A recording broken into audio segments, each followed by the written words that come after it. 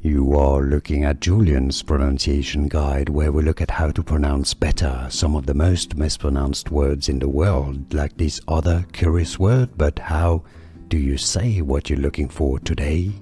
Let's learn how to pronounce this word, a musical composition with dramatic or narrative text.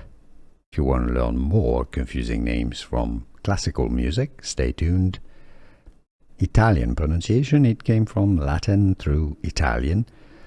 Oratorio, oratorio. The Spanish pronunciation would be quite similar too.